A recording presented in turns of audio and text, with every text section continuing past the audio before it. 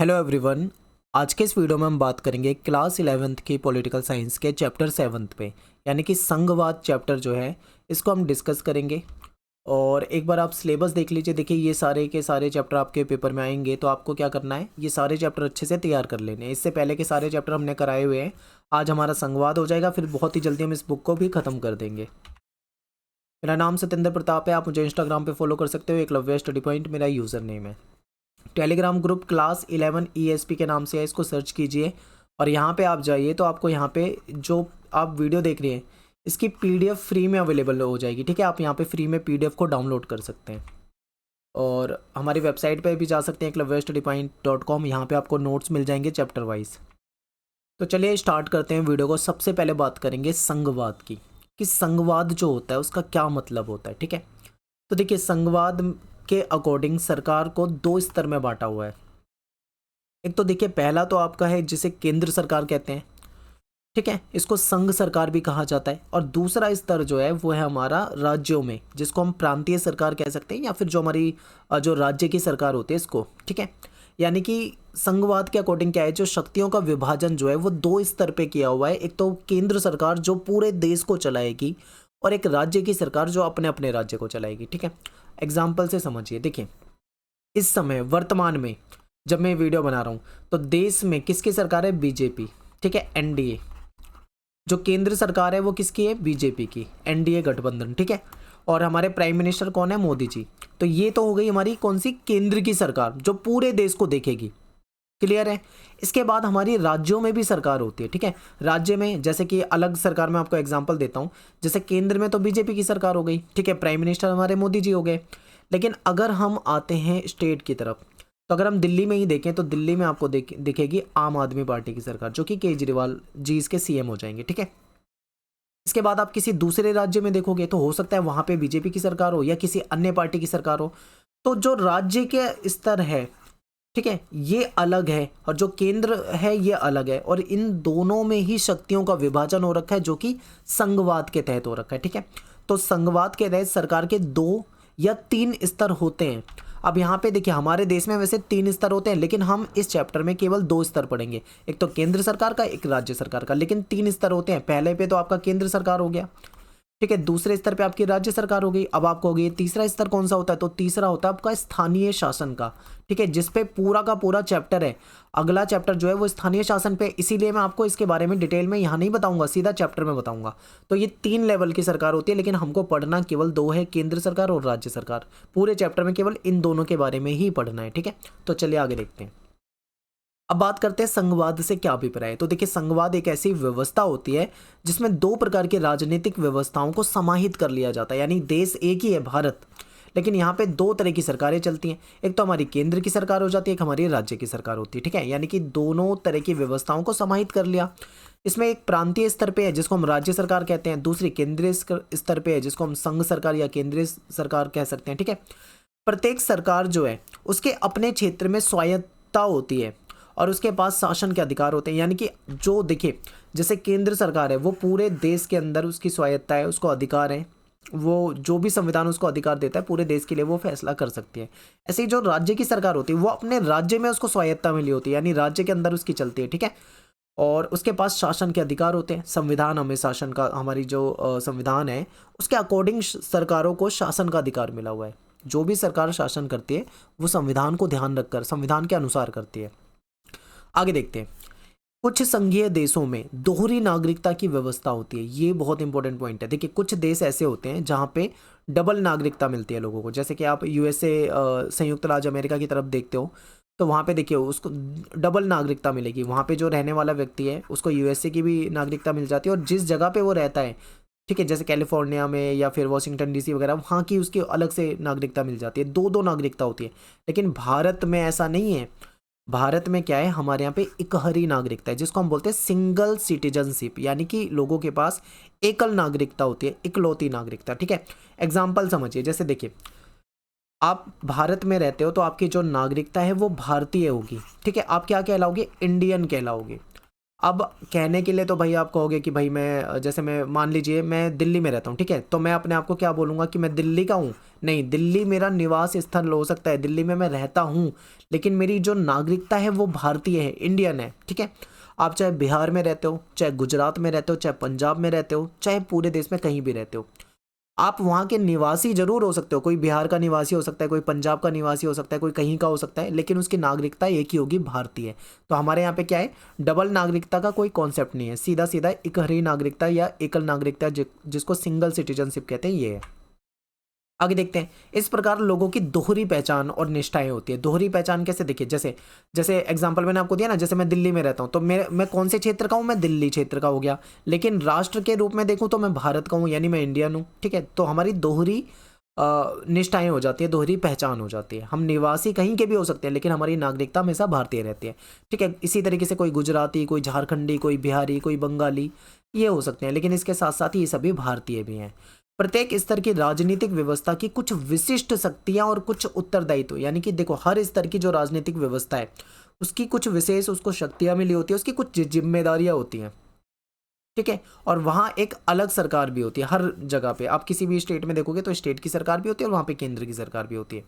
तो दोहरे शासन की जो ये डिटेल में जो रूपरेखा है, जो पूरा ब्लूप्रिंट है, वो आपको कहाँ पे मिलता है, हमारे संविधान में लिखित रूप में मिलेगा। हमारा संविधान शक्तियाँ देता है कि केंद्र सरकार को कुछ शक्तियाँ देगा, राज्य सरकार को कुछ शक्तियाँ देगा। केंद्र सरकार किन चीज़ों पे कानून बना सकती है, राज्य सरकार किन चीज़ों पे कानून बना सकती है, ये सब कौन बताता है, हमारा संविधान बताता है। हमारे संविधान में ये सब कुछ बिल्कुल डिटेल में लिखित में मिल जाता है। और संविधान जो है हमारा वो सर्वोच्च है, यानी सबसे ऊपर है, ठीक है। सबसे ऊपर हमारा संविधान है, और दोनों सरकारों की शक्तियों का स्रोत भी हमारा संविधान ही है। बहुत डिटेल में पढ़ा रहा हूँ, आप ध्यान से समझते चलिए। देखिए आगे देखिए, अब बात करते हैं कुछ विषय ऐसे हैं। देखिए केंद्र सरकार, अब आपने देखा कि दो तरह की सरकार होती है, एक तो केंद्र की सरकार होती है और एक राज्य की सरकार होती है। तो इस तरीके से इनके अधिकार भी अलग होते हैं। देखिए जैसे राष्ट्रीय महत्व के विषय हो गए, जैसे मान लो डिफेंस हो गया, देश की रक्षा का मामला हो गया जिसको प्रतिरक्षा कहते हैं, या मान लीजिए देश की मुद्रा का जो मुद्रा हो गई, हमारी करेंसी हो गई, इसकी जो जिम्मेदारी है वो किसके पास होगी, हमारी केंद्र की सरकार के पास, ठीक है। जो क्षेत्रीय जो महत्व के मुद्दे होते हैं, जो स्थानीय लेवल पे होते हैं, वो हमारी, उसके लिए कौन जिम्मेदार होती है, हमारी राज्य की सरकार। यानी कि जो बड़े मुद्दे हैं वो केंद्र सरकार के पास चले गए, और जो छोटे मुद्दे हैं, लोकल मुद्दे हैं, वो राज्य सरकार के पास आ गए। यहाँ पे आपको क्लियर समझ में आया? आगे देखो, केंद्र और राज्यों के मध्य टकराव को रोकने के लिए हमारे यहाँ पे एक न्यायपालिका भी है। अब समझिए, कई बार क्या होता है, केंद्र की सरकार और राज्य की सरकार के बीच में विवाद हो जाता है। ऐसा कब होता है? ऐसा ज़्यादातर तब होता है जब केंद्र में किसी अन्य पार्टी की सरकार है। जैसे मान लीजिए केंद्र में बीजेपी की सरकार है, दिल्ली की बात करें तो दिल्ली में आम आदमी पार्टी की सरकार है। आप हमेशा देखते हो ना कि इनके बीच में बनती नहीं है, कहीं ना कहीं ये आम आदमी पार्टी हमेशा ही इल्ज़ाम लगाती रहती है कि बीजेपी हमें ये काम नहीं करने दे रही, बीजेपी हमें वो काम नहीं करने दे रही। तो ये टकराव जो है केंद्र सरकार और राज्य सरकार के बीच में, ऐसा क्यों है? क्योंकि दोनों जगह पे अलग अलग सरकारें हैं। अब मान लो दिल्ली में भी बीजेपी की सरकार होती, केंद्र में भी बीजेपी की सरकार होती, तो क्या होता? टकराव होता? नहीं होता। ऐसे में फिर टकराव नहीं होता है, ठीक है।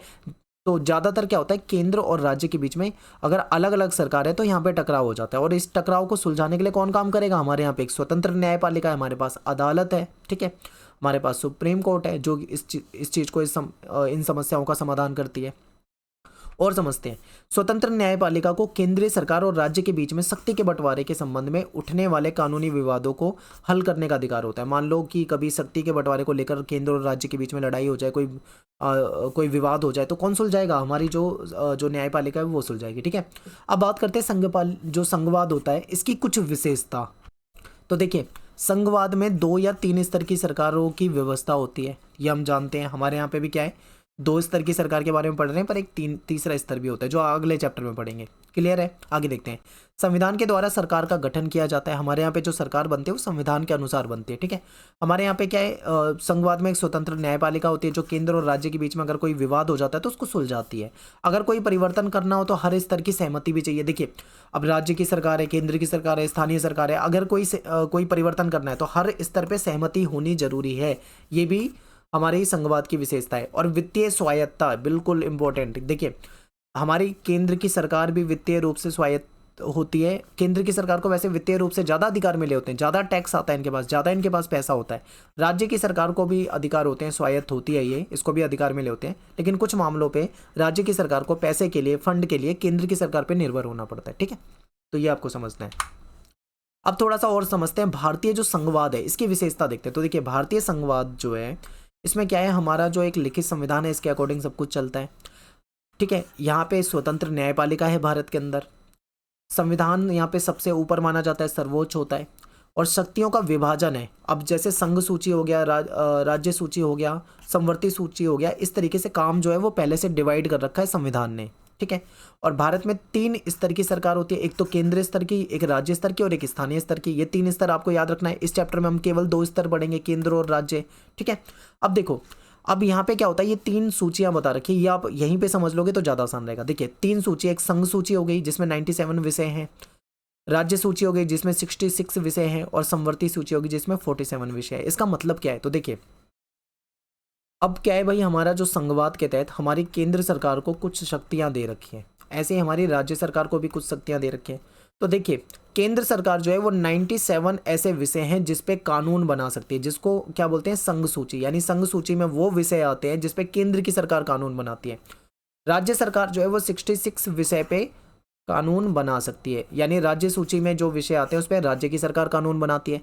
अब एक है समवर्ती सूची। अब यहाँ तो आपको समझ में आया, केंद्र में केंद्र बनाएगी, राज्य सूची में राज्य सरकार बनाएगी, पर समवर्ती में क्या होता है, तो देखिए समवर्ती सूची में 47 ऐसे विषय दे रखे हैं जिसमें दोनों ही सरकारें कानून बना सकती है। इसमें राज्य की सरकार भी बना सकती है कानून और केंद्र की सरकार भी बना सकती है। लेकिन अगर मान लो दोनों के बीच में विवाद हो जाए तो केंद्र का ही कानून माना जाएगा, केंद्र का ही कानून मान्य होगा। क्लियर है, आगे चलते हैं। आगे मैं आपको वो विषय भी दिखाऊंगा कि कौन से विषय केंद्र में आते हैं, कौन से राज्य में आते हैं। ठीक है, वो भी आपको समझना है, लेकिन इससे पहले छोटी छोटी चीजें और समझिए।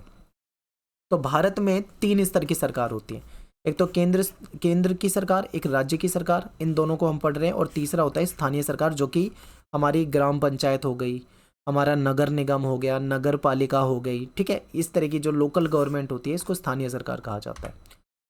भारतीय संविधान में संघवाद को समझिए। देखिए भारत की आज़ादी से पहले राष्ट्रीय आंदोलन के बहुत सारे नेता जो थे वो इस बात पे सहमत थे कि भारत जो है एक बहुत विशाल देश है, और ऐसे देश में शासन करने के लिए जो शक्तियां हैं उसको प्रांतीय और केंद्रीय सरकारों के बीच में बांटना चाहिए। ठीक है, जो हमारा संविधान बनाने वाले जो हमारे नेता थे और जो हमारे राष्ट्रीय आंदोलन के नेता थे वो सब इस चीज़ को समझते थे कि भारत इतना विशाल देश है, ऐसे में किसी एक को शक्तियाँ दे देना सारा सही नहीं रहेगा। तो ऐसे इसीलिए इन्होंने क्या करा, शक्तियों को बांट दिया, कुछ प्रांतीय सरकार यानी राज्य सरकार को दे दिया, कुछ शक्तियां केंद्र सरकार को दे दी, और कुछ शक्तियां जो है वो स्थानीय जो शासन होता है, जो लोकल गवर्नमेंट होती है उसको दे दी। ठीक है, क्लियर है, आपको समझ में आया होगा। आगे देखते हैं।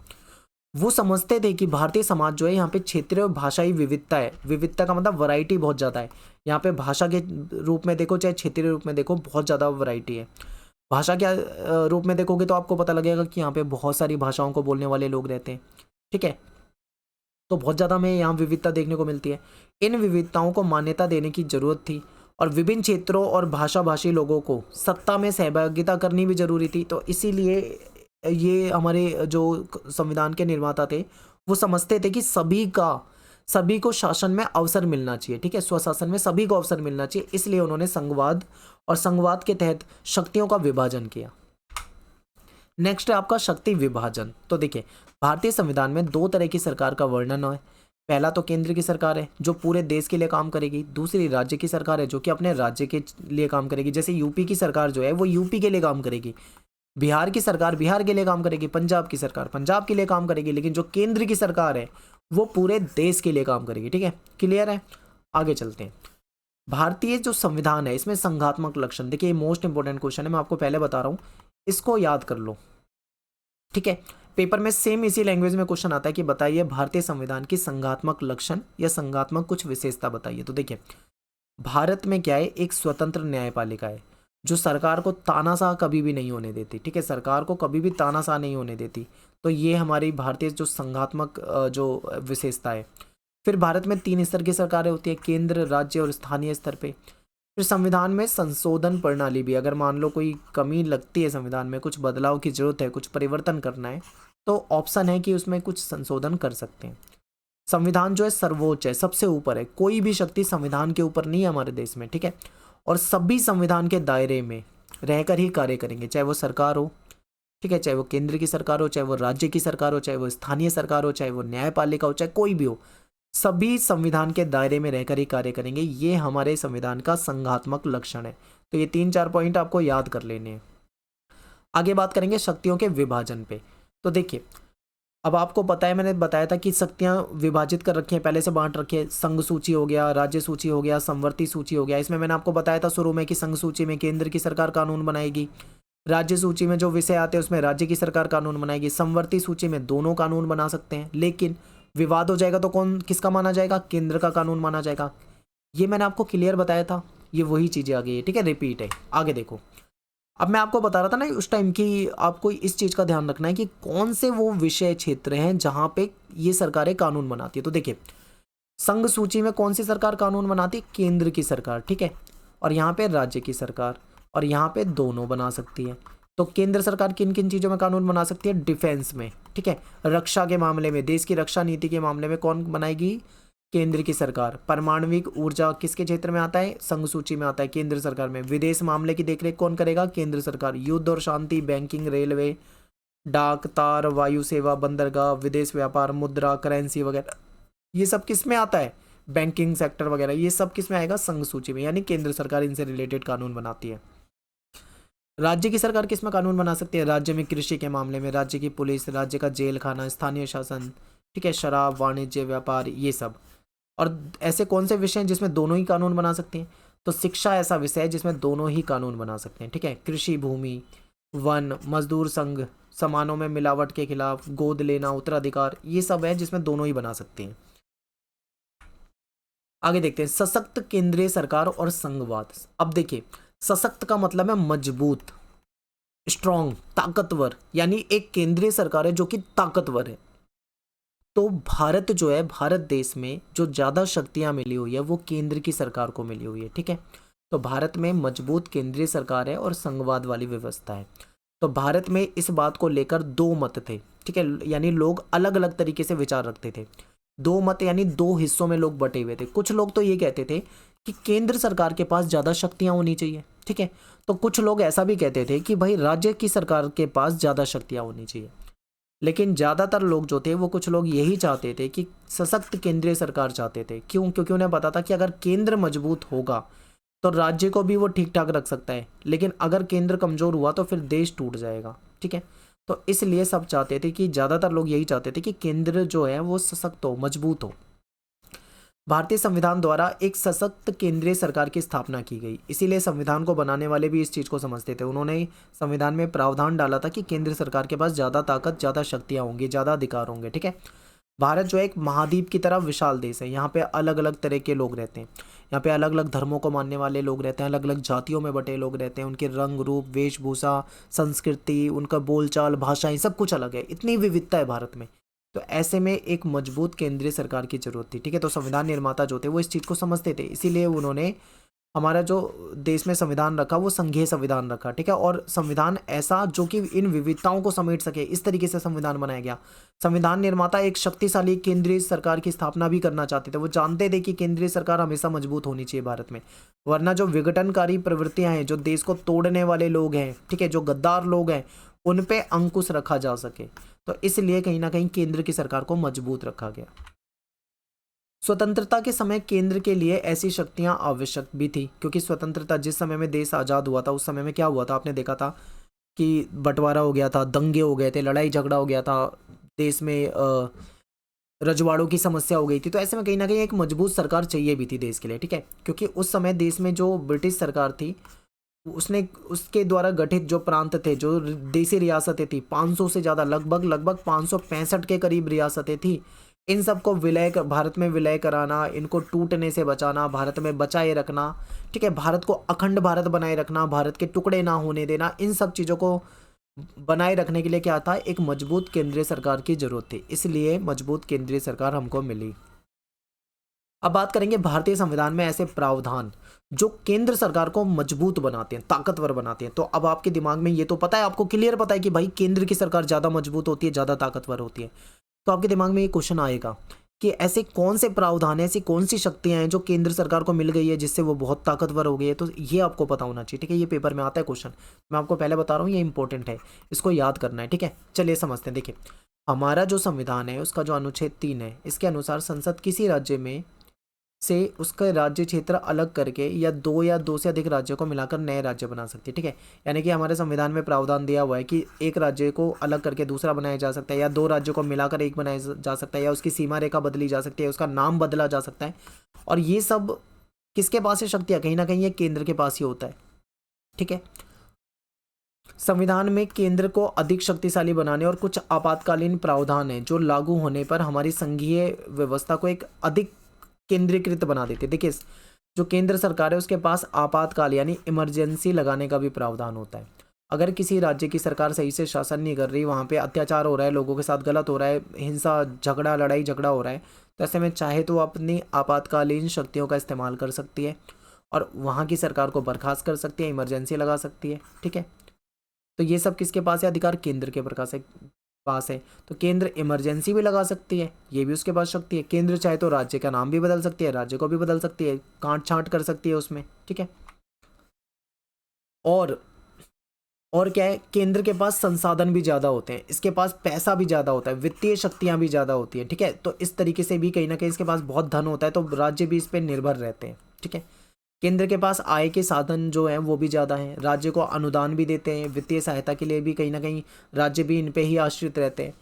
तो दूसरी तरफ स्वतंत्रता के बाद भारत ने तेज आर्थिक प्रगति करी थी। ठीक है, और विकास के लिए हमने नियोजन वाला सिस्टम अपनाया था, यानी प्लानिंग वाला। तो इसमें भी कहीं ना कहीं आर्थिक फैसले लेने का जो अधिकार होता था वो केंद्र के पास ही था। तो इस तरीके से केंद्र और ताकतवर होता गया। ठीक है, योजना आयोग बनाया गया। योजना आयोग जो संसाधन था उसके प्रबंध की पूरी निगरानी करता था, पूरी प्लानिंग बनाता था देश में, कि ऐसे ऐसे 5 ईयर जो प्लान आते थे, पंचवर्षीय योजनाएं चलती थी, तो वो सब योजना आयोग बनाया करता था। तो ये भी इस तरीके से भी केंद्र सरकार मजबूत होती गई। ठीक है, अब यहाँ पे समझिए, योजना आयोग आज की डेट में ख़त्म कर दिया गया है, इसकी जगह नीति आयोग बनाया गया है, ये भी आपको पता होना चाहिए। तो यहाँ पे आपको क्या समझ में आया कि जो केंद्र सरकार है वो हमेशा ज़्यादा ताकतवर होती है। ठीक है, उसके पास संसाधन ज़्यादा होते हैं, वित्तीय साधन ज़्यादा होते हैं, उसके पास अधिकार ज़्यादा होते हैं, फैसले लेने की ताकत ज़्यादा होती है। इसीलिए कई बार केंद्र सरकार और राज्य सरकार के बीच में जो संसाधन होते हैं उसको लेकर कई बार क्या होता है, विवाद हो जाता है। ठीक है, राज्य कहते हैं कि हमें ज़्यादा शक्ति देनी चाहिए, हमें ज़्यादा अधिकार मिलने चाहिए, केंद्र से भी ज़्यादा, तो ऐसा विवाद हो जाता है। आगे समझिए, एक राज्यपाल वाला भी मुद्दा है, ये बहुत इंपॉर्टेंट है। देखिए, राज्यपाल जो होता है वो उसकी नियुक्ति केंद्र ही करता है, तो राज्यपाल को केंद्र सरकार के एजेंट के रूप में देखा जाता है। देखिए, हर राज्य में राज्यपाल की नियुक्ति कर देती है केंद्र सरकार, और राज्यपाल के पास शक्तियां होती हैं।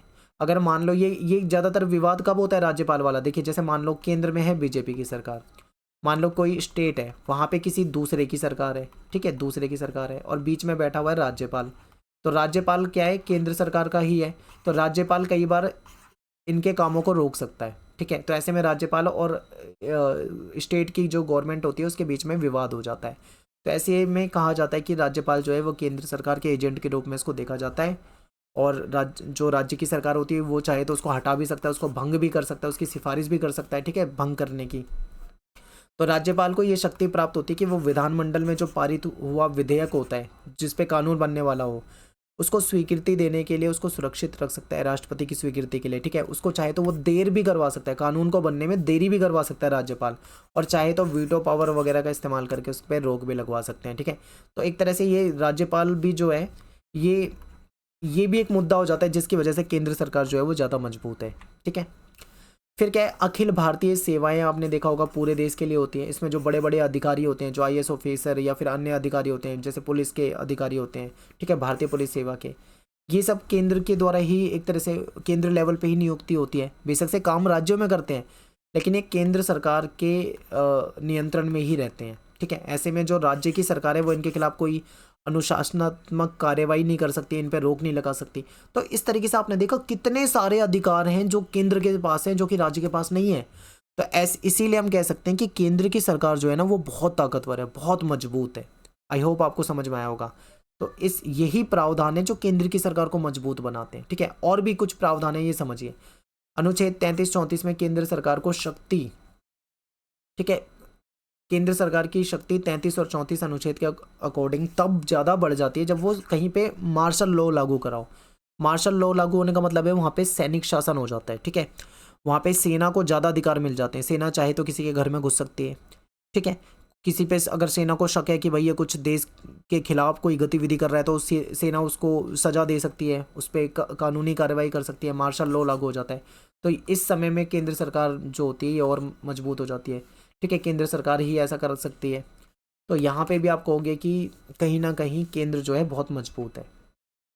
अब बात करेंगे भारतीय संघीय व्यवस्था में तनाव। अब केंद्र इतना मजबूत है तो ऐसे में कई बार राज्य के साथ उसका विवाद हो जाता है, तो कुछ तनाव भी हो जाते हैं। तो देखिए, संविधान ने केंद्र सरकार को बहुत ज़्यादा शक्तियां दी हैं, इसी कारण राज्य जो हैं वो ज़्यादा शक्ति की मांग करते हैं। राज्य भी मांग करते हैं कि हमें भी ये शक्तियां मिलनी चाहिए। समय समय पर राज्यों ने ज़्यादा शक्ति और स्वायत्ता की मांग उठाई है। ठीक है, इससे केंद्र और राज्य के बीच में संघर्ष भी हुआ है, कई बार विवाद भी हुआ है, और वो कई बार कोर्ट में भी गया है, कोर्ट से भी उसका सुलझाव हुआ है, ये सब चलता है। केंद्र और राज्य, ठीक है, विभिन्न राज्यों के आपसी कानूनी विवादों का समाधान जो कौन करता है, न्यायपालिका करती है। लेकिन स्वायत्ता की मांग जो है एक राजनीतिक सवाल है, पर इसको बातचीत के जरिए ही सुलझाया जा सकता है, क्योंकि ये स्वायत्ता की मांग है ये बहुत लंबे समय से चलती है राज्य सरकारों के द्वारा। ठीक है, और नॉर्थ ईस्ट में खासकर ये मांग चलती है। अब बात करेंगे केंद्र और राज्य के बीच में संबंध। तो देखिए, अब यहाँ पे आपको समझना है थोड़ा सा, जब देश आज़ाद हुआ, हम बात करते हैं 1947 के बाद से। ठीक है, 1950 से लेकर 1960 के दशक तक देखें, शुरुआत में उस समय में प्राइम मिनिस्टर थे जवाहरलाल नेहरू, शासन था कांग्रेस का। ठीक है, उस समय केंद्र में भी कांग्रेस होती थी, राज्यों में भी कांग्रेस होती थी, क्योंकि ज़्यादा पार्टियां देश में थी नहीं। हर जगह किसका वर्चस्व था, केंद्र और राज्य दोनों जगह कांग्रेस का वर्चस्व था। नए नए राज्यों की मांग होने लगी, नए नए राज्य बनाए जाने लगे। ठीक है, जब ऊपर नीचे हर जगह कांग्रेस ही रहती थी तो कोई दिक्कत, कोई समस्या इतनी ज़्यादा होती नहीं थी। लेकिन अब यहाँ पे एक चीज़ समझिए, 1960 के दशक के बीच में कांग्रेस के वर्चस्व में कुछ कमी आई और राज्यों में विरोधी दल सत्ता में है। यानी कि केंद्र में तो कांग्रेस है, अब यहाँ से विवाद शुरू हो रहा है। केंद्र में तो कांग्रेस की सरकार है पर राज्य में दूसरी सरकारें आने लगी।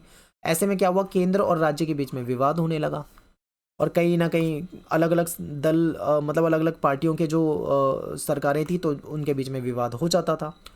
तो ऐसे में राज्यों की सरकारों ने केंद्र की जो कांग्रेसी सरकार थी उसके द्वारा जो हस्तक्षेप होता था उसका विरोध करना शुरू कर दिया।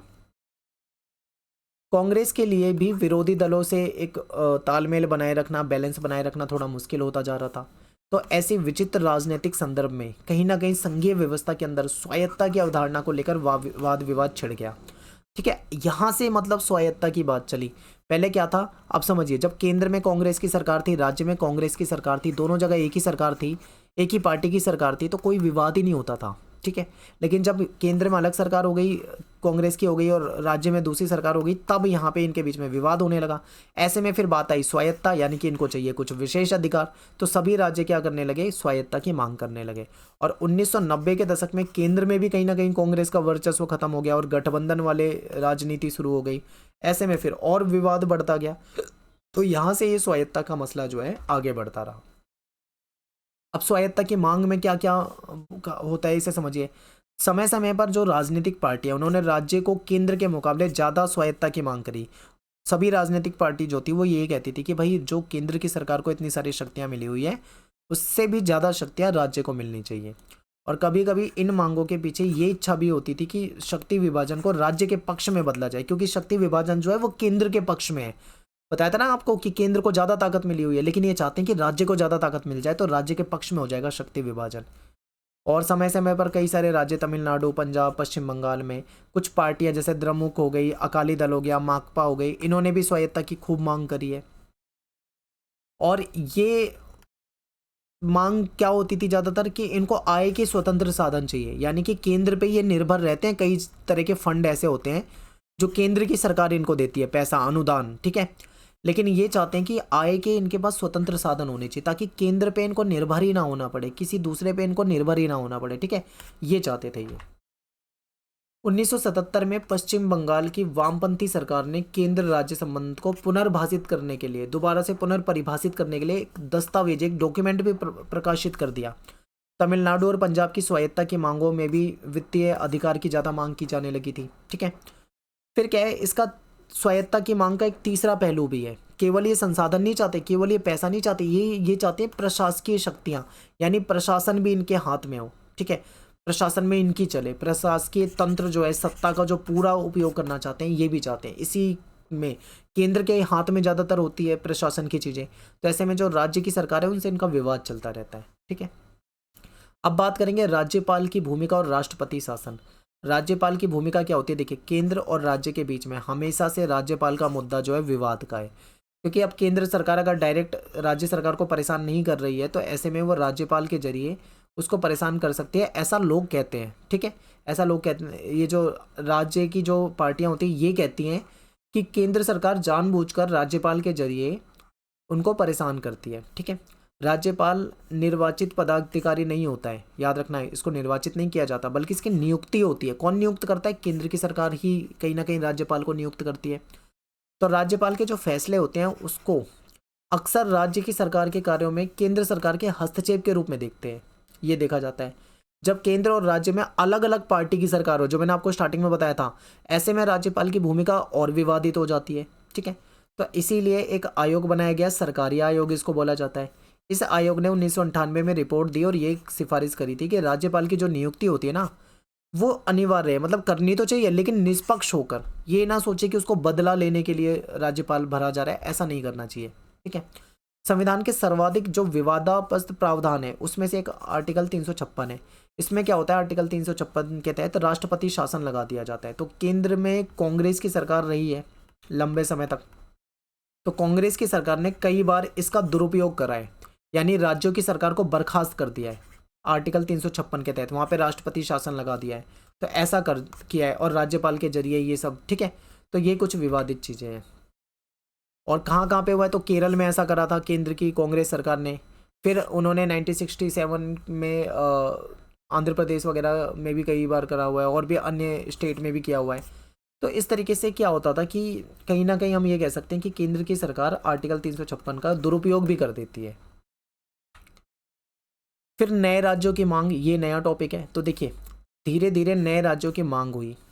आज़ादी के बाद नए राज्यों का गठन, आज़ादी के समय देखेंगे 14 के करीब राज्य होते थे। आज जो आप 2829 राज्य पढ़ते हो ना, तो ये पहले इतने नहीं थे। पहले ये मद्रास वगैरह बड़ा बड़ा होता है, इसमें से टूट टूट के छोटे छोटे राज्य बने। जैसे पहले हिमाचल प्रदेश वगैरह होता था, फिर पंजाब हरियाणा टूट के अलग अलग हो गए। ठीक है, फिर गुजरात महाराष्ट्र अलग हो गए टूट के, बिहार झारखंड अलग हो गए। इस तरीके से ये राज्य बढ़ते गए। तो ये नए नए राज्यों की मांग उठने लगी थी। तो 1953 में राज्य पुनर्गठन आयोग बनाया गया था। इस आयोग ने क्या सिफारिश करी थी कि भाषा के आधार पर राज्य बना देने चाहिए। तो ये पंजाब हरियाणा ये जो अलग हो रही है, सब भाषा के आधार पर अलग होकर राज्य बने हैं। ठीक है, अब बात करते हैं कुछ विशिष्ट प्रावधान की। तो नए राज्यों के गठन की मांग को लेकर भी तनाव रहा है। आज़ादी के बाद नए राज्यों का गठन की मांग उठी है, इसीलिए ये बना था। यहाँ पे टाइपिंग की मिस्टेक हो गई, यहाँ से देखिए। भारतीय संविधान की एक महत्वपूर्ण विशेषता ये है कि इसमें अनेक राज्यों को साथ थोड़ा अलग व्यवहार किया जाता है। अब आपको यहाँ पे समझ में आएगा कि कुछ राज्य ऐसे हैं जिसको, ठीक है, कुछ राज्य ऐसे हैं जिसमें उनको कुछ विशेष अधिकार दिए हुए हैं। ठीक है, तो प्रत्येक राज्य का आकार और जनसंख्या जो है वो अलग अलग है, तो उसी के हिसाब से राज्यसभा में उनको प्रतिनिधित्व दिया है। जो छोटा राज्य है उसको कम प्रतिनिधित्व है, जो बड़ा राज्य है उसको ज़्यादा प्रतिनिधित्व है। ठीक है, तो ये देखने को मिलता है। इसी तरीके से कुछ राज्य ऐसे हैं जैसे कि जो नॉर्थ ईस्ट के राज्य, जैसे असम हो गया, नागालैंड हो गया, अरुणाचल, मिजोरम, इन सबको कुछ विशिष्ट अधिकार दिए हुए हैं। क्यों? क्योंकि यहाँ पे रहती है जनजाति, और इन जनजातियों को अपनी संस्कृति, अपने जो कल्चर है उसको बचाए रखने के लिए, ठीक है, पूरे अधिकार दिए हुए हैं। तो इसीलिए इनको कुछ विशेष अधिकार मिले हुए हैं ताकि अलगाववाद को बढ़ावा ना मिले। लास्ट टॉपिक है हमारा जम्मू कश्मीर। जम्मू कश्मीर एक ऐसा राज्य होता था जहाँ पे आर्टिकल 370 के तहत इसको विशेष राज्य का दर्जा मिला हुआ था। ठीक है, भारतीय संविधान की सारी चीज़ें यहाँ पे लागू नहीं होती थी। इनका अपना अलग झंडा वगैरह होता था। ठीक है, कोई व्यक्ति यहाँ पे पहले ज़मीन वगैरह नहीं खरीद सकता था दूसरे राज्य का। तो कोई भी अगर चेंजेस करना हो तो इनकी यहाँ की सरकार की परमिशन लेनी होती थी। तो ये सब चलता था। तो जब देश आज़ाद हुआ था उसमें, उस समय में जम्मू कश्मीर जो था एक रजवाड़ा था, बड़ा से एक रियासत होती थी। इसके पास ऑप्शन था, या तो पाकिस्तान में जा सकता था, भारत में रह सकता था, स्वतंत्र रह सकता था। ठीक है, लेकिन पाकिस्तान ने क्या करा, इस पर आक्रमण करवा दिया इसको अपने में मिलाने के लिए, जिसकी वजह से यहाँ के राजा होते थे हरी सिंह। हरी सिंह ने भारत से मदद मांगी और भारत ने मदद भी की और इसको भारत में शामिल कर लिया। ठीक है, लेकिन जम्मू कश्मीर हमेशा से भारत और पाकिस्तान के बीच में विवाद का मुद्दा बना रहा। तो 370 जो आर्टिकल था, इससे इसको कुछ विशेष प्रावधान मिलते थे। ठीक है, सारे कानून हमारी सरकार के यहाँ पे लागू नहीं होते थे। सारी सूचियाँ जो होती है उसके अकॉर्डिंग यहाँ पे काम नहीं हो सकता था। ठीक है, और केंद्र की सरकार कहीं ना कहीं यहाँ पे सीमित शक्तियाँ हो जाती थी उनके पास। तो ऐसे में सरकार ने क्या करा, सरकार ने आर्टिकल 370 जो था उसको हटा ही दिया, उसको ख़त्म ही कर दिया, ठीक है। और जम्मू कश्मीर को वापस से एक स्टेट की तरह बना दिया। और इसमें जो जम्मू और कश्मीर और जो लद्दाख है इस तरीके से उसको बांट दिया गया, जम्मू और कश्मीर कर दिया और लद्दाख कर दिया अलग अलग, ठीक है। इसमें केंद्र शासित प्रदेश भी बना दिए। तो इस तरीके से जम्मू कश्मीर से ये जो विशेष राज्य का दर्जा था ये हटा लिया गया, ठीक है। तो यहाँ पे अपना चैप्टर जो है खत्म हो जाता है। उम्मीद करता हूँ आपको समझ में आया होगा, जो मेन चीज़ें थी वो सारी आपको डिटेल में बताई हुई है। आई होप आपको अच्छे से समझ में आया होगा। मिलते हैं नेक्स्ट वीडियो में। Thanks for watching. जय हिंद, जय भारत।